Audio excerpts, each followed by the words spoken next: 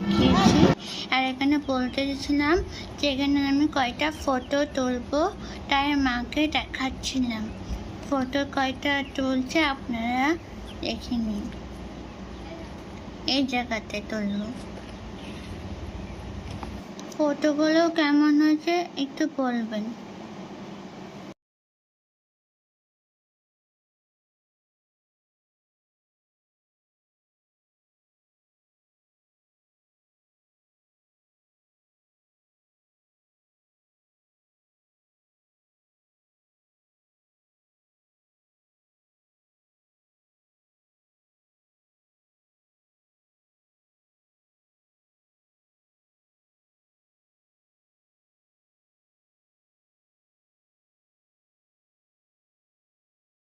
দেওয়া হয়ে গেছে, এখন আমরা বাড়ি যাব।